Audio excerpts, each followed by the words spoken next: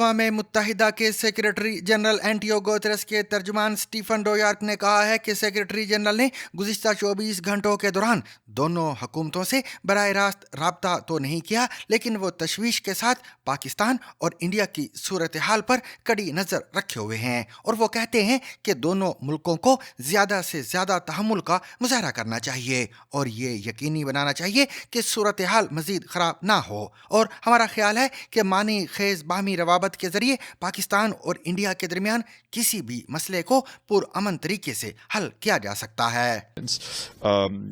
But we very much appeal to both the governments of Pakistan and the government of India to exercise maximum restraint and to ensure that the situation and the developments we've seen do not deteriorate any further.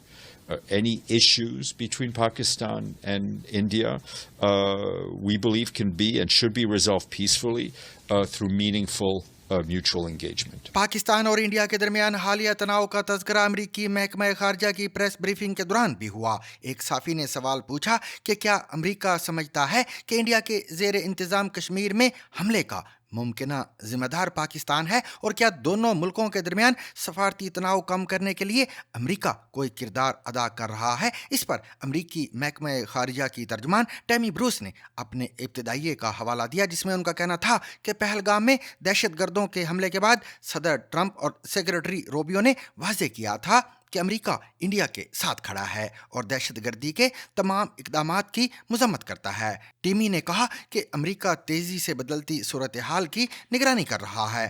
हम कश्मीर या जम्मू की हैसियत पर कोई position नहीं ले रहे। हम आज इस बारे में सिर्फ इतना ही कह सकते हैं। जब तर्जमान से पूछा गया कि अपने पहले दौरे सदारत में ट्रंप ने मसला कश्मीर पर पाकिस्तान और इंडिया के दरमियान सालसी की पेशकश की थी, तो क्या इस बार वो दोनों मुल्कों के दरमियान तनाव में कमी के लिए कोई इकदाम उठाएंगे, तो इस पर टेमी ब्रोस ने कहा कि मैं इस बारे में कोई तबसरा नहीं करूंगी, जैसा कि मैंने पहले भी कहा है। And we of course are not now taking a position on the status of Kashmir or of Jammu either. So that's really going to be the extent of what I can say today.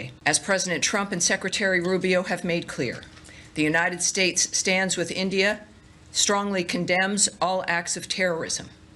We pray for the lives of those lost and for the recovery of the injured and call for the perpetrators of this heinous act to be brought to justice.